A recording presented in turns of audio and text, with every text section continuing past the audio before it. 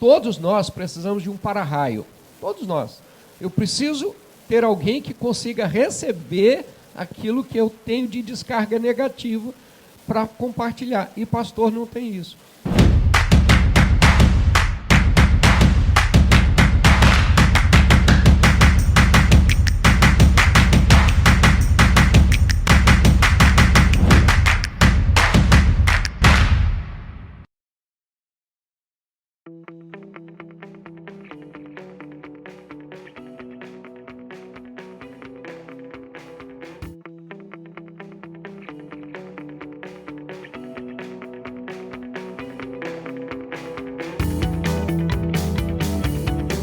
Por que nossos pastores e líderes estão tirando a própria vida?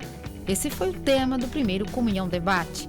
Um time de especialistas renomados no meio cristão e com informações qualificadas desse cenário debateu as possíveis causas desse grave problema.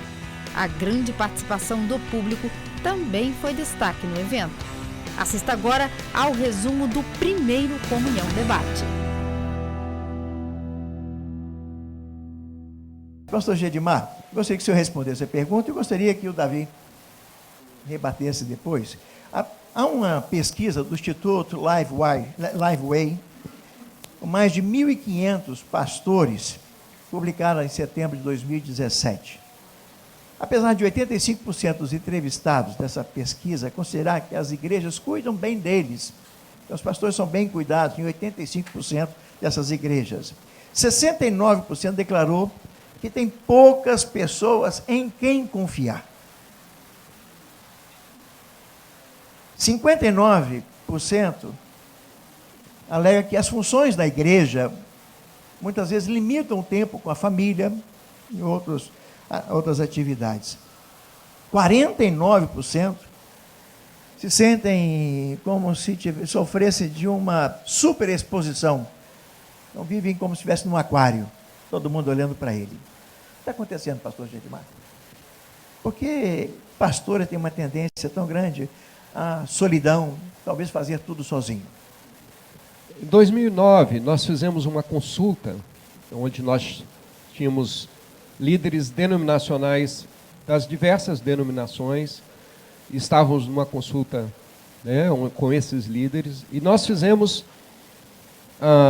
a pergunta: por que pastor não aceita ser cuidado ou ser pastoreado? E duas coisas apareceram como base disso. Primeiro, falta de tempo, a tirania do urgente. Pastor, né, e eu posso falar como espécime, há 32 anos no ministério, a gente trabalha manhã, tarde, noite e de madrugada. Né? Acho que isso é uma realidade do pastor. O pastor, geralmente, ele tem mais coisas a fazer do que tempo para fazer. Então, essa tirania do urgente, viver em cima de uma agenda que não é a sua agenda, é a agenda dos outros para você, tira de você essa humanidade. O pastor deixa de ser humano e ele é uma máquina de fazer, máquina de responder, máquina para visitar, máquina de pregar. E a gente vai se despersonalizando, a gente vai virando um objeto para as pessoas usarem. Né? Então, essa foi a primeira coisa. Mas a coisa mais importante, que foi onde a estatística nos surpreendeu, é que pastor não confia em pastor.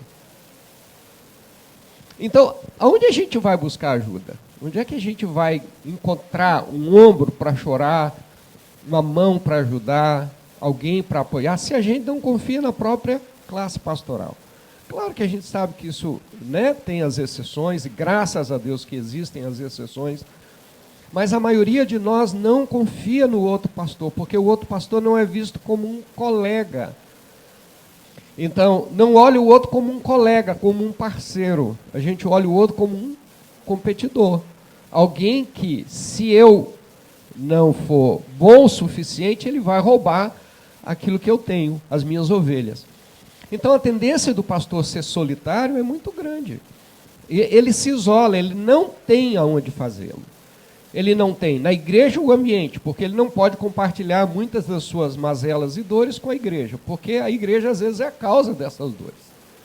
E ele não tem um companheiro, um colega. E nessa estatística, e a estatística do Instituto Schaeffer, fala também que a maioria dos pastores não tem um amigo pessoal. Não tem. Então, essa grande dificuldade, esse isolamento, vai gerando líderes doentes, pastores adoecidos na alma, porque eles não têm um ambiente onde colocar isso. O N. Cordeiro, num dos seus livros, ele fala que todos nós precisamos de um para-raio. Todos nós. Eu preciso ter alguém que consiga receber aquilo que eu tenho de descarga negativa para compartilhar. E pastor não tem isso. Pastor não vai a psicólogo, geralmente, né? Pastor não busca ajuda médica, pastor nem cuida da sua saúde, né? E muito menos da sua alma. Então, eu acho que esse adoecimento, esse isolamento parte não do chamado de Deus, mas daquilo que nós criamos como instituição igreja. O que nós vemos hoje é primeiro, uma mudança social da pós-modernidade, onde há uma sobrecarga que não só pastores têm sofrido, mas profissionais de diversas áreas. Nós temos contadores, vendedores, diversos profissionais que têm sofrido com esse tempo, né, pela urgência do tempo, pela falta de tempo, pela falta de descanso. E como o pastor Gidmar muito bem falou, o pastor não descansa. O pastor trabalha 3 turnos por dia, não é? E isso, em algum momento, vai gerar adoecimento mental. É uma questão. Outra questão cultural também é a posição das pessoas em relação às autoridades. Então, o pastor é alguém chamado por Deus, revestido de autoridade espiritual para liderar um grupo. E hoje as autoridades estão sendo todas questionadas. Não há um respeito, não há uma... E isso também afeta o pastor, porque muitas vezes ele está liderando um grupo onde ele não tem autoridade, vamos chamar de espiritual, não é? Mas também poderíamos ainda pensar, como o pastor Gidmar falou, essa questão da identidade. Às vezes você conversa com o pastor, você tem dificuldade de identificar o Gidmar ali.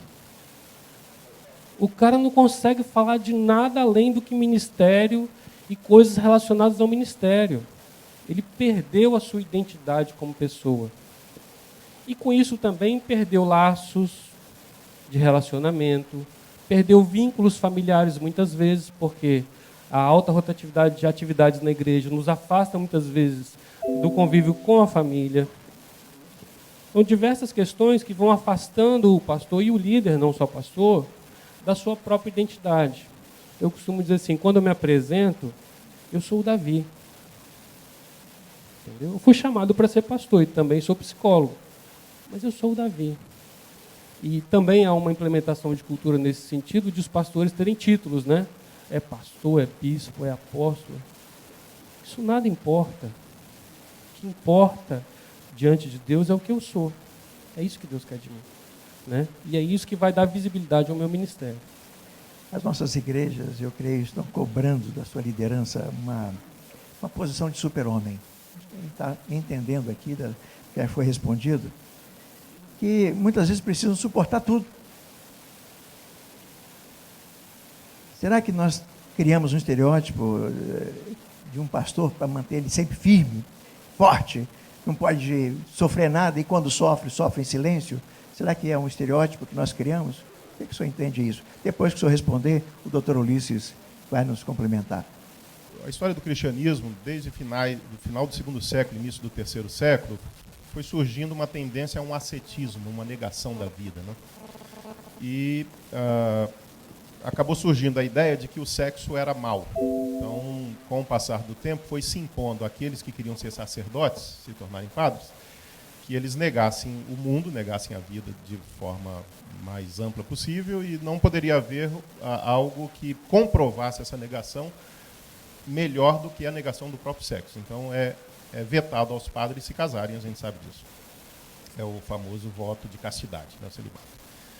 A reforma protestante mudou isso. O próprio Martinho Lutero, todos sabemos, ele startou a reforma em 1517 e 8 anos depois ele se casou com uma ex-freira, Catarina von Born.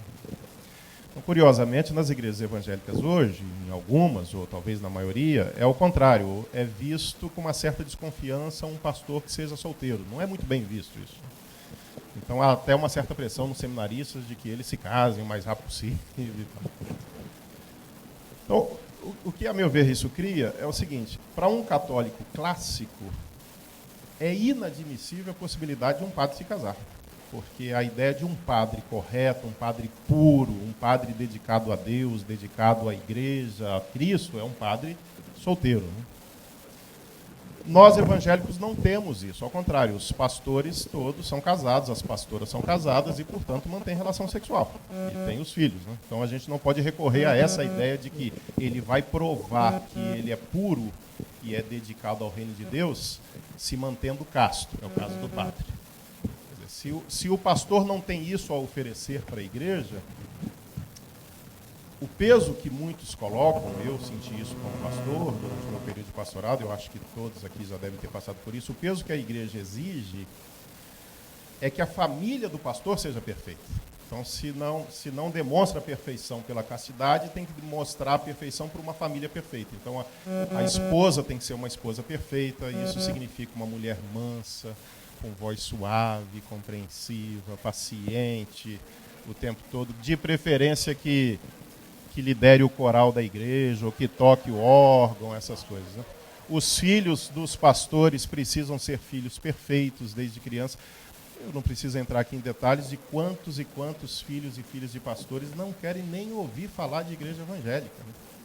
Porque passaram a vida toda numa pressão, numa opressão, às vezes, numa exigência absurda, porque a família do pastor... Quer dizer, em outras palavras, a comparação que eu fiz aqui, o que eu quero dizer é que no imaginário evangélico, a família perfeita do pastor seria o relativo à perfeição do padre casto.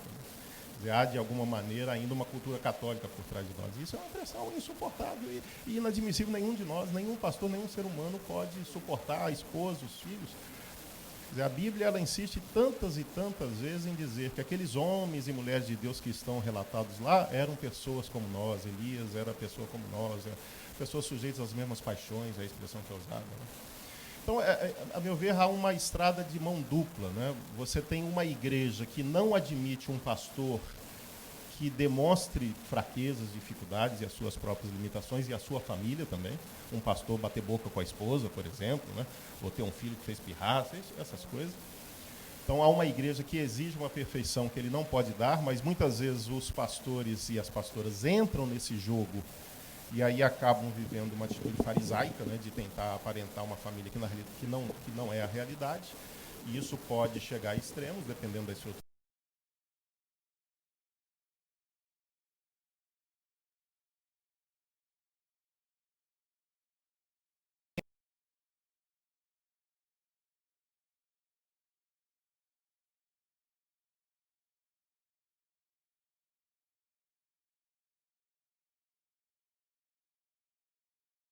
Para trás, mas ele conseguiu superar. Então ele acaba transmitindo para a igreja uma imagem de perfeição que não demonstra a realidade. Durante 30 anos, eu tinha um apartamento em Vitória, e com alguns outros colaboradores muito íntimos, para ajudar pastores com problemas. Então, por exemplo, São Paulo tinha um amigo meu lá que estava com problema, vinha para cá, ficava no apartamento, saía fora da igreja de férias e vinha para cá. E eu trabalhava com esse casal, marido e mulher, sem gastar um tostão. 30 anos mantivemos esse trabalho. E trabalhamos com muitos pastores, depois mandávamos, porque se fere um pastor, as ovelhas. Esta era a visão nossa. Então, muitos pastores de todo o Brasil vinham para cá silenciosamente um bagaço, mas antes do escândalo da igreja, antes de tentar o suicídio, pensando, deprimido, arrasado, como disse o irmão Vanderlei, contendo de maneira, estão se separando, então vinham para cá como última chance. E eu recebi uma carta de um líder de São Paulo, Belo Horizonte, certo? Irmão Ulisses, eu gosto dessa palavra, irmão Ulisses, irmão, é a coisa mais gostosa, olhar no olho do irmão, é meu irmão, membro do corpo de Cristo. Amém. Que vamos ver a eternidade no céu. Numa cidade celestial, nós estamos de passagem por aqui. e cada um tem uma missão. Deus tem um ministério cada um. Então, essa foi a nossa visão. E durante esses 30 anos, a nossa alegria é de ver que eles voltavam, recuperados, entendendo o que era realmente o ministério na mão do Senhor. As circunstâncias da vida podem levar um homem que é vocacionado por Deus, o pastoreio, desistir de tudo e partir para o suicídio. E o aspecto principal talvez esteja nessa palavra: esquecer que nós somos homens. Quando um grande pastor teve uma queda no seu ministério, ele escreveu uma frase e ele disse assim: eu esqueci quem eu era. E nós não podemos nos afastar disso. É interessante que quando é dito de Elias, lá no Novo Testamento, é dito um homem como nós. Se você olha para Elias no Antigo Testamento, era o profeta. Se você olha para Elias, quando quem vai citar ele no Novo Testamento, diz um homem como nós, sujeito às mesmas paixões e fragilidades, e assim por diante. E isso nós não podemos esquecer, né? Nós somos seres humanos com fragilidades, com fraquezas. Há um conceito, até mesmo da psicanálise, da infinitude, da falta, embora eu não sou psicanalista, mas isso é algo que nós precisamos lidar todo dia. E como cristãos também, eu não sou completo, eu não sou perfeito.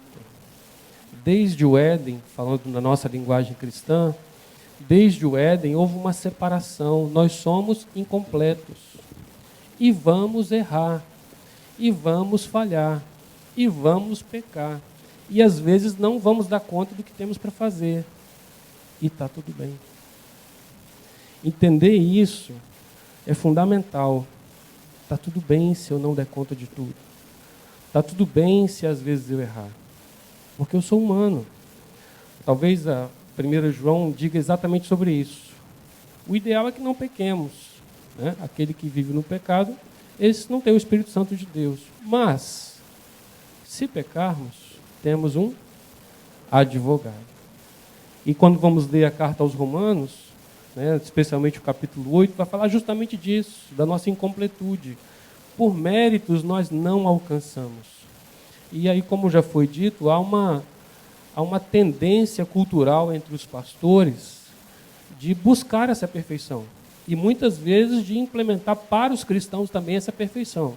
Nós temos que buscar essa perfeição, nós temos que ser perfeitos. Nós não somos.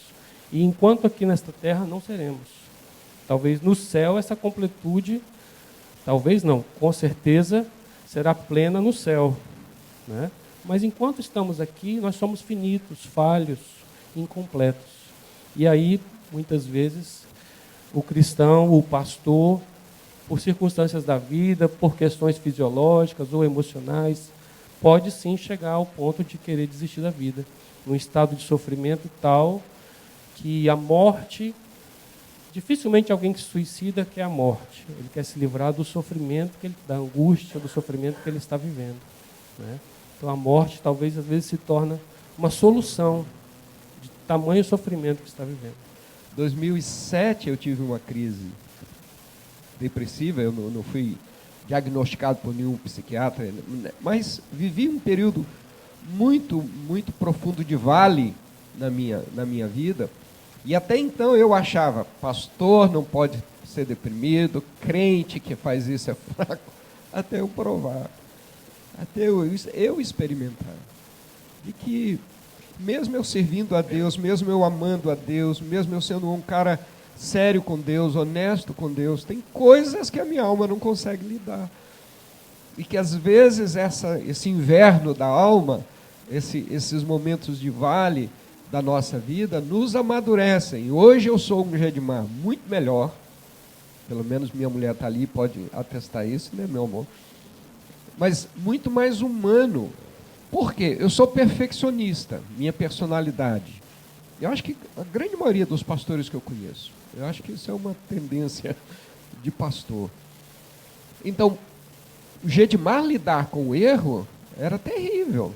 Se eu fazia alguma coisa e não ficasse boa o suficiente, perfeita o suficiente, Eu era o meu pior crítico e algoz. Não precisava ninguém me criticar, eu fazia isso. E automaticamente a gente acaba lidando com as pessoas da mesma maneira. As pessoas têm que ser perfeitas, elas não podem errar, elas não podem ter falhas. E quando eu experimentei isso na minha vida e pude ver que eu sou como um Elias que chega ao ponto de uma estafa, de um esgotamento, que eu não tenho força e energia para fazer mais nada. De que a vontade, às vezes, é desistir de tudo, desistir do ministério, desistir do casamento, desistir da vida. Eu me entendi como gente, me entendi como ser humano e pude entender melhor as pessoas com quem eu lidava. E assim, entendendo que Deus me ama, Deus não me rejeita por causa disso e que Ele ainda continua acreditando em mim, por isso pagou o preço que Ele pagou por mim. A mente humana, o organismo humano, será que, de certa forma, existe alguma, a ciência descobriu alguma maneira de determinar ou de descobrir quando uma pessoa está nesse limite de chegar até ao ponto de tirar a sua própria vida? Tem alguma coisa que o nosso cérebro processa que poderia nos ajudar a entender? E, por último, que é o mais importante, e se o senhor quiser deixar para o Vanderlei responder essa última parte, eu vou ficar muito satisfeito. Muito obrigado. O senhor pode responder também. Mas onde entra a fé nesse contexto? Amor, quanto mais velho, melhor. Mas sem discussão, sem diálogo. Porque a mulher sábia casa com o marido sábio e edifica sua casa. A mulher tola casa com o marido tolo e destrói a sua casa. Se o pastor aprender lá do ventre da mãe essa psiquismo coisa, que Freud entrou, Jung entrou, Lacan entrou, todo mundo entrou. Mas Jesus Cristo foi que deu a luz clara, perfeita, da formação da personalidade de dado pastor. Ele falou sobre a personalidade. Uma personalidade estruturada do ventre até os 7 anos, é sábia, nunca vai desviar desse caminho, nunca vai para a depressão, salvo circunstância genética, nunca vai para o suicídio. Mas se faltou lá na infância, lá é uma carreira com doutorado, sem doutorado, pós-doutorado, com cultura, vai sobrecarregar o seu cérebro, e só Jesus para desfazer isso. E o Espírito Santo e a palavra vivem em nós. A gente precisa se abrir para as muitas possibilidades de prevenção e de cura, que inclui a fé, que inclui a comunidade da igreja, mas não apenas isso. Muitas vezes o tratamento psiquiátrico, o tratamento psicológico, o acompanhamento de um psicoterapeuta. Quer dizer, então, essa ideia de que crente não tem que buscar o tipo de tratamento na psicologia, porque sempre era vista a psicologia como uma ameaça à fé, e aqueles que até cediam a possibilidade de procurar um psicólogo diziam, não, tudo bem, procura um psicólogo, mas tem que ser evangélico. Mas a gente não pensa nisso, se a gente está com câncer e procurar um médico, a gente não pensa se ele é evangélico ou não. Quer dizer, a gente tem que procurar um bom profissional que possa nos ajudar e nos conduzir a um caminho de superação desse tipo de problema. A Bíblia é clara, fé é convicção das coisas. Eu passei pregando nesse Brasil aí, notando que eu tinha uma ideia sobre fé. Eu não tinha convicção. Admirava as minhas pregações, bonitas e tal, mas eu no fundo tinha. Então eu aprendi.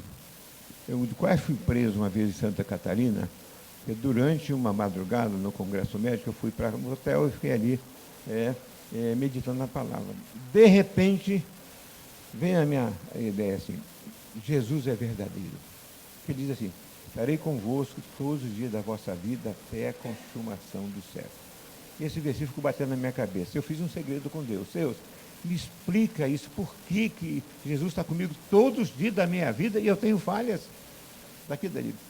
E fui, naquela madrugada, veio sobre mim, eu disse o batismo, eu gritei, Jesus é verdadeiro. Eu dei uma crise histérica. E gritei no hotel, Jesus é verdadeiro, é verdadeiro, é verdadeiro.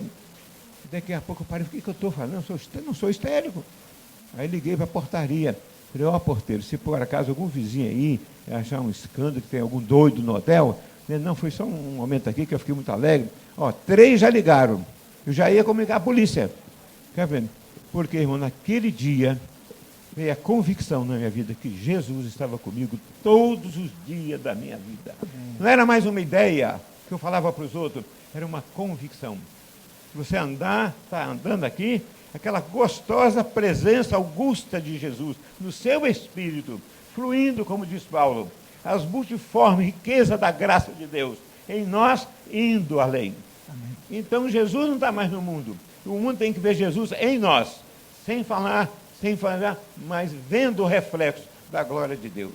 Para que quando nós realmente abençoarmos o povo de Deus, que o Senhor te abençoe, que o Senhor te guarde, que o Senhor faça resplandecer a sua glória sobre ti, tenha misericórdia de ti, que o Senhor levante sobre o seu rosto e te dê a paz. Isso seja uma vivência, porque são 6 coisas, irmãos. São 6 coisas. Aonde está a 7ª? Levei 3 anos e meio perguntando, Senhor, aonde está a 7ª? Ulisses, pratica essas 6. Saiba que Deus te guarda, que Deus te dá paz, que Deus te é misericordioso com você, que Deus vai resplandecer sobre você diariamente. E Ele vai com seus olhos te acompanhar onde você for. Ideia ou convicção? Quando bateu a convicção, glória ao Senhor. Amém. Porque nós realmente, Jesus é verdadeiro. Ele estará conosco todos os dias da nossa vida. Você está do meu lado. Venha a depressão, venha a lutas, venha a vitória. Nós estaremos mais do que vencedores em Cristo Jesus. Amém. Nada vai nos separar do amor de Cristo. Nada. Porque Ele vai mudar a nossa coisa. E nessa convicção, durante a madrugada, no sono profundo, isso renova. Eu fico meditando de dia na palavra de Deus e de noite repetindo a meditação. Medita nessa palavra de dia e de noite. Eu custei entender porque era de noite e porque Jesus é verdadeiro. Amém. Aí vem a fé, convicção. O sociólogo francês, Émile Durkheim, defende que o suicídio é coletivo. Ele entende que é mais ou menos como um efeito social, um efeito dominó, acarreado por inúmeros fatores. Os senhores concordam com essa afirmação? Seria o suicídio um ato coletivo, um fenômeno social, né, carreado por diversos fatores? Né? Concordam com essa afirmação? Estamos vivenciando isso na nossa sociedade doente? Será que é a solução? Não concordo. Há suicídios em que está associado ao coletivo.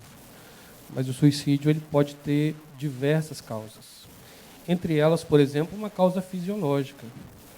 Uma pessoa que estiver com rebaixamento de sua consciência, que estiver passando por um nível de depressão muito profundo, não necessariamente por uma causa emocional, ela pode cometer o suicídio por um estado fisiológico, um estado depressivo fisiológico, que não vai ter nada a ver com o social. Às vezes a vida está bem, o casamento está bem, a família está bem, está tudo maravilhoso, mas vai chegar ao suicídio.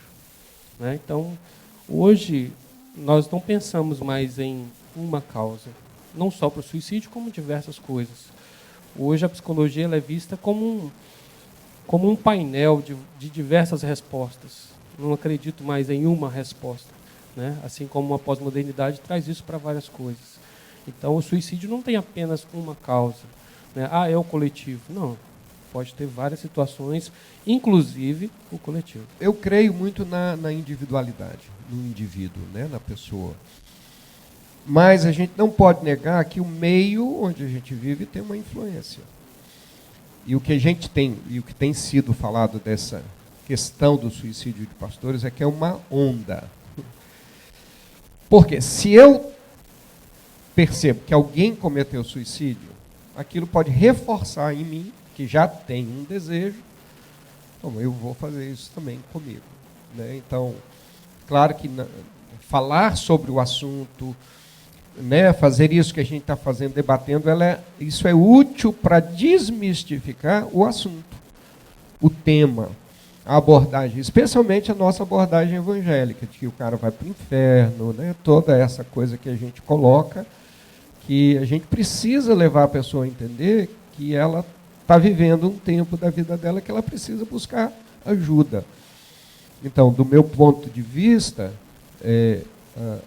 essa coisa coletiva, ela pode influenciar no sentido de motivar aquele que já está com uma propensão a cometer o ato. Existe o coletivo e também não existe. Interessante, né? As estratégias satânicas. Baleia azul. Vem uma onda, aí pega muita gente, aquele grupo vai, é coletivo. Mas esse coletivo não atinge o cristão que está em Cristo Jesus. Eles não atingem, não. Isso aí é individual. Um ou outro carro. Essa onda, pode ver, da baleia azul, etc., por aí, atingiu quanto? Os crentes tinham a taxa muito baixa, consagrado. Os crentes estavam desviados a taxa alta. Porque estava fora dos caminhos do Senhor. Então, eu vejo disso. Há a coletividade e não há coletividade. O Durkheim, ele escreve isso no livro dele, O Suicídio no Século XIX, e ele está considerando as causas sociais, né, do suicídio. Né? Eles começam, a partir do século XIX, a estudar as causas psiquiátricas, as causas sociológicas, e o Durkheim que vai dar início a isso, e as causas psicológicas também. Mas, de fato, assim, ele desconsidera um pouco, ele foi criticado por isso, o aspecto individual. Existe o aspecto social, e ele estuda muito isso, e muito bem, mas ele deixa um pouco de lado o aspecto pessoal, individual, e há um outro sociólogo chamado Halbwachs, que vai escrever um texto discordando, em parte, portanto, do Durkheim a esse respeito, e dizendo que o indivíduo precisava ser considerado nesse aspecto, mas ele reconhecia, junto com Durkheim, que quando há um processo que pode ser psicológico, de desligamento ou de exclusão do indivíduo do meio social, isso impõe sobre o indivíduo um sentimento de solidão insuportável. Ele se sente absolutamente desligado do meio em que ele vive, né? Nesse sentido, portanto, eu concordo em parte, quer dizer, eu acho que ele não fala em suicídio coletivo no sentido de um grupo sair para se matar, ele fala no sentido da sociedade e das causas sociais sobre o suicídio. Isso eu acho que é inquestionável, né? Mas ele deveria acrescentar, assim como Halbwachs, o aspecto de que todos nós vivemos na mesma sociedade. Por que uns se matam e outros não? Se todos estão sobre a mesma coisa. Aí existe uma questão que é estrutural do ser humano, né? Eu concordo, doutor Ulisses, em parte com o que o senhor disse e discordo em parte, e acho que mesmo a gente consagrado a Cristo, existe uma questão estrutural pessoal da pessoa, que é dito que se uma pessoa chega a se matar, muitos especialistas dizem, ela já não estava mais sob o controle do que ela estava fazendo. O processo depressivo é tão profundo que ela não consegue mais controlar, quer dizer, ela não sabe mais o que ela está fazendo, né? Então, ainda que a pessoa possa ser um cristão, e esses pastores que têm feito isso, né, ele pode ter chegado a um ponto tal na sua vida que ele perdeu o controle sobre ele mesmo. É, né? Um processo autodestrutivo, e que, inclusive, psicólogos falaram que está presente em todos nós, o tal do Eros e Thanatos. Né? E isso não significa que a pessoa não tenha sido um bom cristão, uma pessoa que estava com Cristo. Né? Eu não ousaria... Não foi isso que o senhor disse, eu estou apenas acrescentando agora uma informação para finalizar. Eu não ousaria relacionar suicídio e salvação. Eu não ousaria, né? Porque acho que a Bíblia nos veta isso, a ideia de quem foi ou quem não foi salvo. E acho que a graça de Cristo é muito maior, e não acho, em hipótese nenhuma, que qualquer um desses pastores, por causa disso, tenha perdido a salvação. Acho que primeiro a gente não deve relacionar esse assunto, e se for para relacionar, a gente deve reafirmar a soberania da graça de Deus sobre a vida de uma pessoa como essa. Pastores e líderes podem e devem fazer terapia? Se for necessário, tem que fazer, né? Eu acho que todo ser humano é igual. A própria carta de Gálatas, Colossenses, Paulo fala que todos nós somos pessoas, somos membros de um corpo. Quer dizer, pastores não são pessoas especiais perante Deus, né? Isso daí, o sacerdócio universal de todos os crentes da Reforma, ele rompe com isso. Essa ideia de sacerdócio está na Igreja Católica, não deveria estar, que são pessoas especiais que se consagraram e tal. Então, não existe uma perfeição que garanta a pastores e pastoras a isenção de ter que procurar esse tipo de ajuda, né? Seja de um médico, seja de um psiquiatra, seja de um terapeuta. Eu queria só rapidamente, Ernesto, se me permite, fazer novamente um paralelo entre a teologia católica e a evangélica, no que diz respeito a uma questão que o pastor levantou da perfeição, né? E perfeição eu juntarei com a palavra santidade, né? Porque a teologia católica medieval, a ideia de que quem é que vai para o céu na teologia católica? Vai para o céu são pessoas perfeitas, né? Então, por causa disso, eles criaram a ideia de confissão auricular. A pessoa ela tinha que ir no padre para confessar o pecado, para que o padre pudesse dar um caminho de absolvição, né? Primeiro você confessa, aí o padre te absolve, mas te dá uma penitência. Então, é o chamado sistema penitencial. Você tem que passar por uma série de coisas. Então, você não pode faltar. Aí tem os sacramentos, a Igreja Católica tem lá os 7 sacramentos, você tem que passar por todos eles, e se não for suficiente, você tem que recorrer a Cristo, se não for suficiente, você recorre a Maria, se não for suficiente, você recorre aos méritos dos santos, e se você morrer ainda com algum pecadinho, você tem o purgatório, para ainda dar uma limpada em alguma coisa que ficou. Porque a ideia é que você precisa merecer o céu. O céu é para aqueles que são perfeitos. E é por isso que você fica nessa luta terrível contra o pecado. O Lutero tinha uma história terrível de luta contra o pecado, de pavor do pecado do diabo, né, de luta contra o diabo, porque ele tinha essa mentalidade católica. O que a reforma faz é exatamente nos libertar dessa ideia. Na teologia protestante, quem vai para o céu não são os perfeitos, são os pecadores salvos pela graça. Então é a ideia de que nós não vamos porque somos perfeitos, nós vamos porque nos reconhecemos pecadores. É exatamente por isso, é o contrário. Porque senão nós somos católicos, então essa pregação que você dizia, que fica exigindo perfeição, perfeição, perfeição, é uma pregação católica, não é protestante. Nós temos que enfatizar é a graça de Deus que superabunda sobre todo o pecado. É isso que nos salva. Né? Amém. Então, você tendo tal ideia, você se liberta desse peso, né, que muitas vezes vai gerar problemas psicológicos profundos que podem levar até uma tragédia como essa. Verdade. Pode uma alma doente cuidar de uma outra? Poder pode, não deve. Poder pode. E muita gente está fazendo isso hoje. Doente, tentando curar doente. Os dois, aí, exponencialmente, os dois vão cair. Você não tem condições de curar um, curar o outro. Eu tenho que me curar para ajudar a curar o outro. Né? Agora, meu pensamento é o seguinte. Lá na associação nossa, nós estamos inaugurando agora em março a 55ª turma para pastores e líderes. Isso em poucos anos. A finalidade é fazer terapia para casais, principalmente. Em média, nós temos, pela misericórdia de Deus, nosso grupo, restaurado 4 casamentos, a média mensal. Restauração de casamento de líderes. Então, é tratamento. Psicoterapeuta, biblicamente falando, que eu chamo de pneumopsicanálise. Mas nós trabalhamos mais na área preventiva, aí que eu falo da personalidade. Se o lar criar uma criança educada desde cedo, ela vai crescer, vai para o seminário, lá no seminário, ela vai absorver todo o conhecimento teológico, mas vai ficar Jesus em primeiro lugar. Eu tenho doutorado, pós-doutorado, e um dia, quando eu li Paulo, o menor servo, eu reputo perda todas as coisas para ganhar Cristo. O que vale Tito, irmãos? Não perdoa pecado, não liberta ninguém, mas a unção, a graça de Jesus em nós liberta, porque hoje a física quântica está aí para mostrar que nós temos, a nossa palavra tem poder. Se eu critico alguém durante o dia com o coração magoado, eu não consigo dar um conselho certo para ninguém, porque a palavra vazia, a letra mata. Mas se eu estou com o meu coração abrasado por Jesus, pela palavra de Deus, em amor, olhando cada um, eu sempre me pergunto, Ulisses, como você olha para as pessoas? Como Jesus olha ou como você olha, Ulisses? Você tem que olhar como Jesus olha. Ah, aquele cara é um safado. Espera aí, mas e Jesus olha para ele como? Ele morreu na cruz por aquele safado. Jesus olha, misericórdia. E se eu tenho essa vivência do sermão da montanha, cada etapa, fome e sede de justiça, eu vou ser farto. E a Bíblia diz que uma pessoa farta, não toma como Lacan, que foi um grande psicólogo, ele dizia a clínica do vazio. E procurava preencher. Mas Jesus é a clínica do cheio. Todo ministério deveria oferecer aos seus pastores ajuda psicológica e psiquiátrica. O que MAP pode fazer por esses pastores? Eu acredito, né, muito do que o Ulisses tem falado, doutor Ulisses, é que se a gente cuidar da prevenção, se você cuidar preventivamente, você não vai precisar depois resolver o problema lá na frente.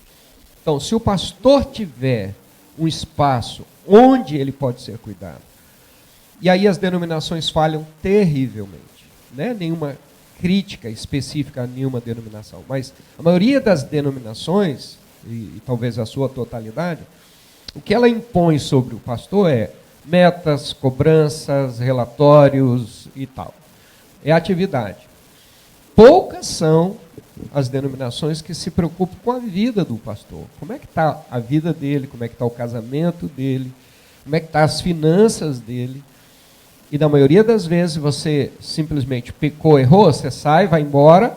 E essa não é a visão do discipulado. O discipulado é justamente levar a pessoa a viver essas realidades, e a palavra disciplina e discipular tem a mesma raiz, Né? Então, disciplinar alguém quando ele erra não é simplesmente dizer, então você vai embora e fica aí, né, amargando a sua dor.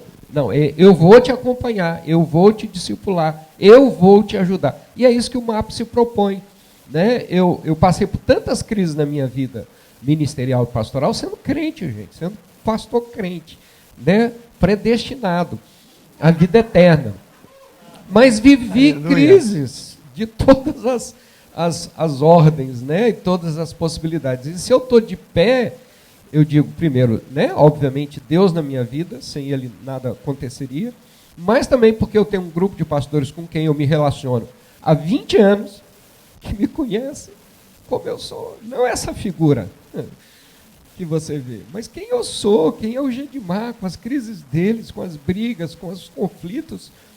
Há um lugar onde eu posso abrir o coração, e isso Amém. Me faz um bem tremendo. Eu viajo para muitos lugares, mas as minhas reuniões de pastoreio, de cuidado para a minha vida, essas eu não posso faltar. Essas está dentro do meu calendário. E as denominações, lamentavelmente, não fazem isso. Muitos cristãos ainda têm um discurso, se matou porque não era crente. Ou não era, não aceitou o chamado. Eu vou complementar, essa complementação é minha. Não era predestinado. Foi fraco, né? E outras coisas mais isso aqui. O que nós podemos falar contra esse discurso? Então, essa desassociação de ser crente de ser humano é um erro. Porque nós somos seres humanos.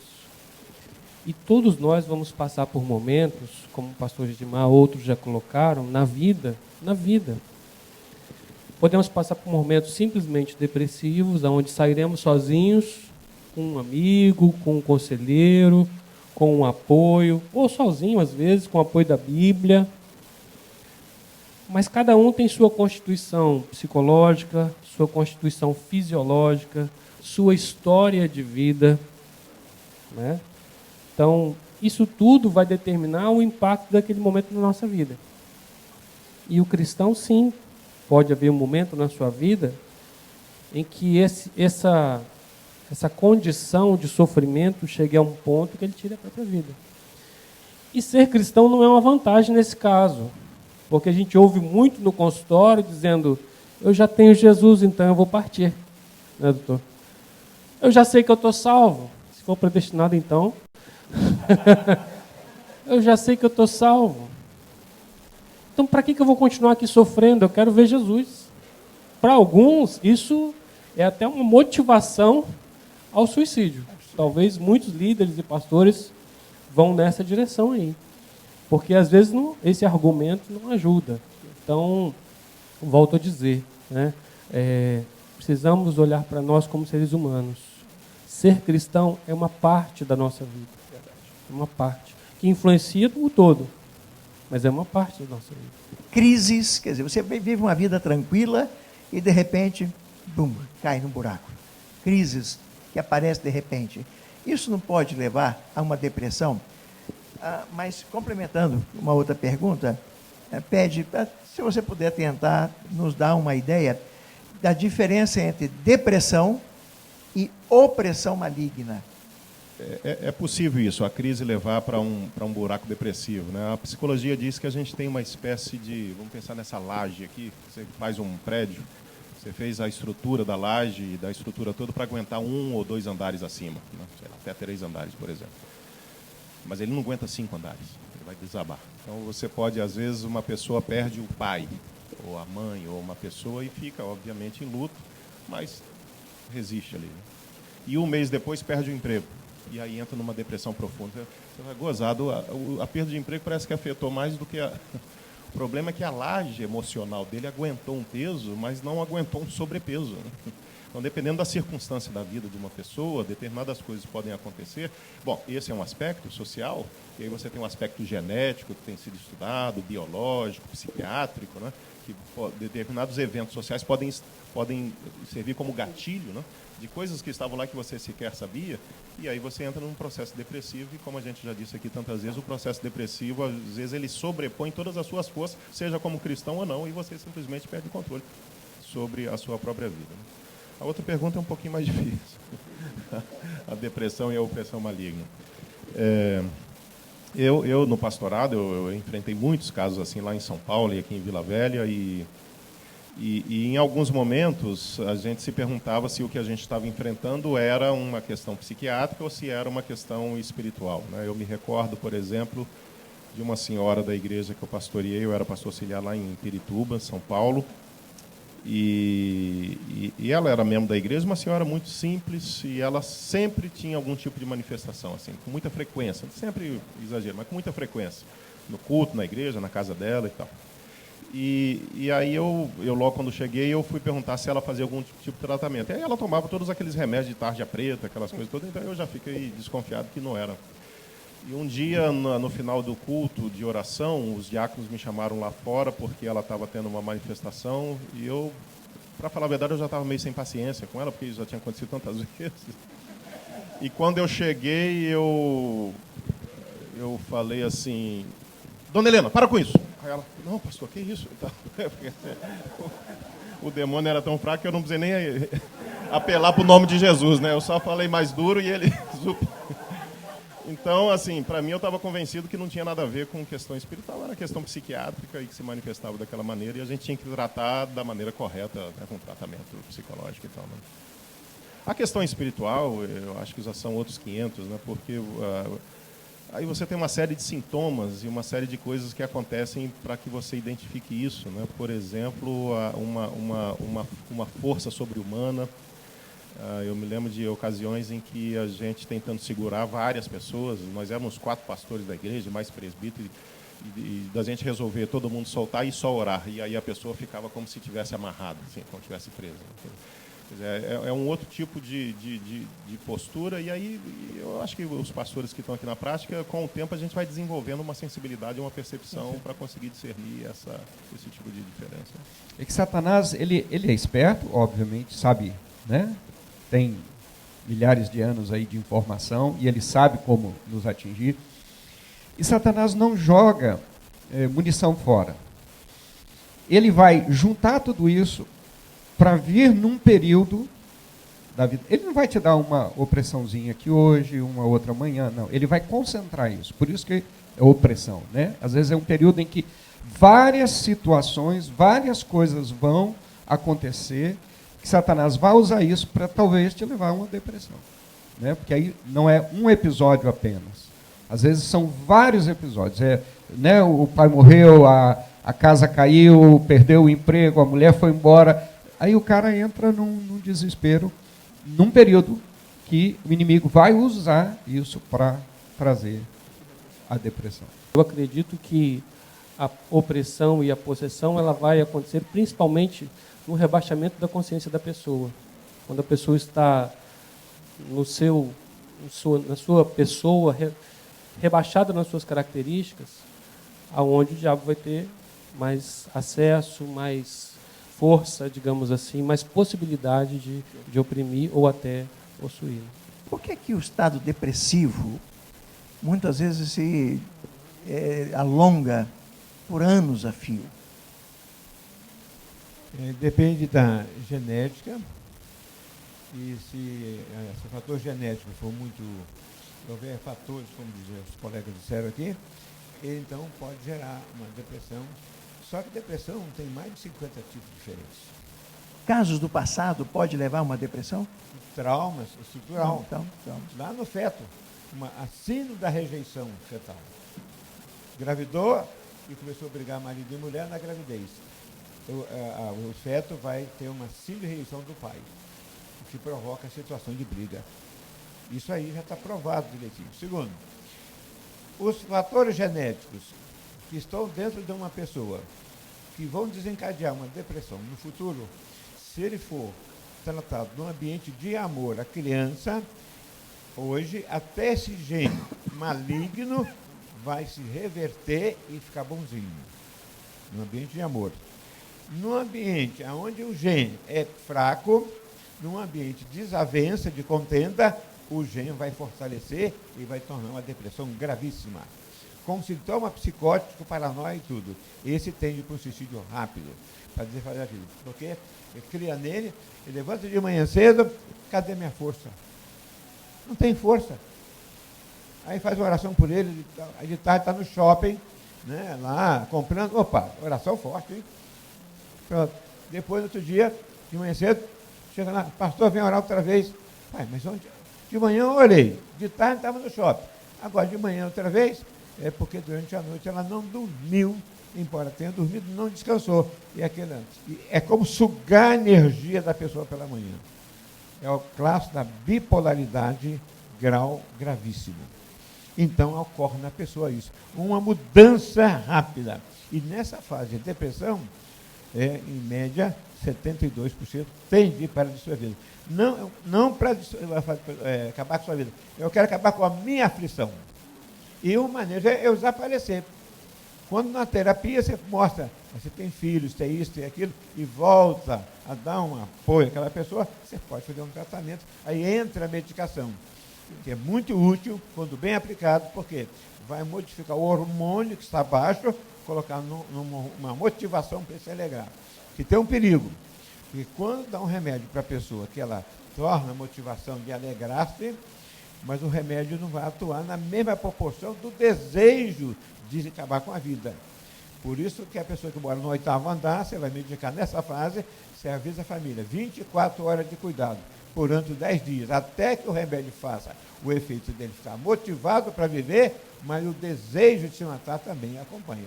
Por isso que no início do remédio antidepressivo, dava a pessoa suicidava. Ué, então o remédio está indo de suicídio. Não, é porque não havia compreensão científica do fato. Hoje não, os psiquiatras cristãos já avisam. O antidepressivo vai sair da depressão, ele vai te motivar, mas vigia. Porque até ele se conscientizar do benefício que ele está recebendo, ele pode ter o impulso de fazer isso.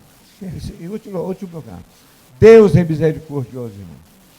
Alguns que eu já acompanhei em vida e depois suicidaram, no momento da pessoa estar se enforcando, por exemplo, eu vou falar para as mulheres agora. Algumas mulheres querem fazer ciúme do marido, tenta, às vezes, né, pôr uma corda no pescoço, em alguns casos que eu acompanhei, e para fazer aquela drama, né? Olha, cuidado, porque se a mesa apodrecer o pé, né, ela vai fingir, aqui que estou me enforcando, e pum, ela segura na corda, e aí socorro, socorro, aí vem o vizinho, lá, ai Deus, me perdoe, me arrepende, aí corta a corda, leva, mas não dá tempo de chegar no hospital e morre no hospital. Aí vem suicídio na atestado de óbito. Eu pergunto, suicidou-se ou estava fazendo um charme com o marido, ciumenta demais, então era uma crente consagrada, mas fez uma bobagem. Mas no atestado de óbito vem suicídio. Agora eu pergunto, ela cometeu suicídio, porque ela se focou, etc. Tal. Aí eu pergunto, e quanto à vida e à fé dela? Ela foi perdoada ou não foi perdoada? Deus sabe. Pecados não confessados podem levar a um estado de depressão capaz de fazer alguém ter desejo de tirar a sua própria vida? A minha questão aí não é o pecado, não. O pecado é uma coisa que pode angustiar, e sobretudo se a pessoa não... A questão que a gente falava aqui do conceito de graça, de perdão, se ela não tem isso muito claro na cabeça dela, seja lá qual foi o pecado que ela cometeu, que Deus é gracioso e tal, então isso pode se tornar... Eu conheci muitos crentes assim, eu acho que todo mundo aqui conheceu. A pessoa ela entra numa espiral de culpa, né, de fica se remoendo e de medo de que Deus a qualquer momento vai... Quer dizer, Deus é aquele Deus punidor, então isso aí será mas isso aí mostra que existe um problema estrutural nessa pessoa, e às vezes até teológico, de encarar o tema do pecado numa perspectiva correta, né? Com uma lente correta. Né? O pecado é um problema que a gente tem que combater, mas ele tem que ser visto na sua dimensão correta. Quando a pessoa superdimensiona, ela está transformando um camundongo num elefante. Confesso o mesmo pecado várias vezes. Exato. Então, aí, mais vezes. Mas aí existe algum problema por trás de a pessoa não conseguir lidar disso de maneira... Biblicamente falando, não são atribuições de um pastor supervisionar a igreja, visitar as viúvas, os órfãos, estudar a palavra, ensinar a palavra, suprir todas as necessidades das almas que Deus o colocou sob sua responsabilidade, aconselhar os irmãos, mais umas 300 aqui por perto. O pastor não tem que suportar tudo isso, não? Biblicamente não tem nada que está escrito dizendo que essas são funções pastorais. Eu acho que isso é muito mais institucional do que bíblico. Né? Obviamente que o pastor dá a vida pela ovelha, mas não precisa ser literal. Né? Isso não é dessa maneira. Tem muita gente, muito pastor se matando pela igreja. Né? E não é isso. Jesus já morreu pela igreja. Acho que o grande problema nosso é fazer o que Deus não mandou a gente fazer. E deixarmos de fazer o que Deus mandou a gente fazer. E essa inversão de papel do próprio pastor, por quê? Às vezes faz bem para o meu ego eu me sentir valorizado. Por exemplo, eu nunca fui de ficar madrugada fora aconselhando o casal. Nunca fui. Porque eu entendo o seguinte, o camarada está com a briga dele há anos, aí uma noite da vida dele ele me chama e quer que eu resolva o problema dele. Não, meu filho, amanhã você aparece no meu gabinete, eu vou te aconselhar. Porque eu entendo que não sou eu que vou resolver o problema. Ou eles, diante de Deus, querem a solução, ou eles, diante de Deus, tomam as medidas corretas para a solução. Então, eu evito me colocar na posição de Deus, de ter que resolver o problema de todo mundo. Agora, na figura tradicional de pastor, o pastor faz tudo. Mas eu não vejo que essa é a figura bíblica. A figura bíblica é que o pastor treina, né? Efésios está lá, não nos deixa mentir nesse sentido. Efésios 4 diz que Deus concedeu uns para apóstolos, profetas, evangelistas, pastores e mestres, com vistas ao aperfeiçoamento dos santos. Então, meu papel como pastor não é fazer. Meu papel como pastor é treinar a igreja a fazer. Eu vou demonstrar, obviamente. E tem coisas que são coisas que todos nós vamos fazer. Orar pela igreja, eu vou orar. Né? Evangelizar pessoas, eu vou fazer. Mas não é tarefa minha fazer tudo na igreja. Mas a maioria dos pastores acabam assumindo essa posição, que não é bíblica. Não é de Deus. Deus não mandou isso em lugar nenhum da Bíblia. Ele disse, eu cuido da minha igreja. Eu cuido. A igreja é minha. Jesus sempre vai fazer isso. Então, meu papel é cooperar com o noivo. Cooperar com o dono da igreja, que é Jesus. Mas não assumir o lugar dele e nem tentar ser Deus na vida das pessoas.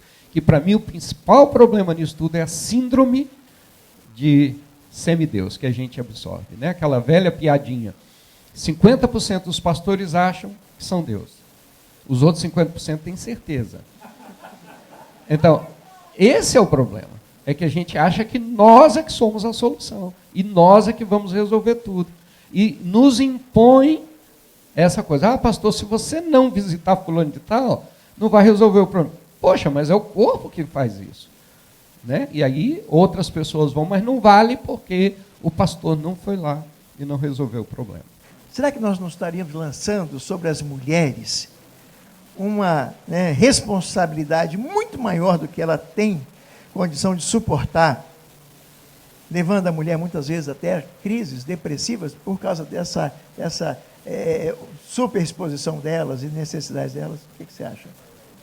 O aspecto pastoral feminino é o mesmo do masculino. Na nossa cultura é pior, porque na nossa cultura ela vai ter que dar conta de ser a esposa que faz tudo em casa muitas vezes, que não concordo, mas que muitas vezes acontece, e ainda pastorear a igreja. Olha o tanto de conflito, né? A mulher brasileira que sai para trabalhar, ela já vive em conflito porque deixou os filhos. Isso é geral, é cultural, não que é certo ou errado, mas é um fato. A mulher que pastoreia, então, ela está cuidando de tantas pessoas e, às vezes, se sente culpada porque o filho está sob o cuidado de alguém. Então, é uma questão cultural também. Acho que a pastora brasileira, vamos dizer assim, ela carrega uma carga a mais, talvez, do que em outras culturas. Mas os mesmos aspectos para o pastor homem vale para a pastora mulher. Né? Se ela entender que ela é uma pessoa, que ela tem uma família, que ela precisa cuidar de si, tempo de descanso, tempo de lazer, tempo com a família, de que o ministério é apenas um aspecto da vida dela, apenas uma parte da vida dela. Ela vai conseguir viver equilibradamente, desenvolver um ministério, ser um exemplo para as ovelhas nesse sentido de uma pessoa equilibrada, de uma pessoa que tem um equilíbrio na sua vida de todas as coisas, porque em geral nós temos aquele pastor, pastora que é o máximo na igreja, mas você vai olhar para o coração, está um caco, está um lixo, né? A família está mal, está tudo mal. Por quê? Botou tudo na igreja e esqueceu dos outros aspectos da vida. Então, se ela levar em conta isso, vale tanto para homem quanto para mulher. Esse foi o primeiro Comunhão Debate, um conteúdo da Neste Editorial.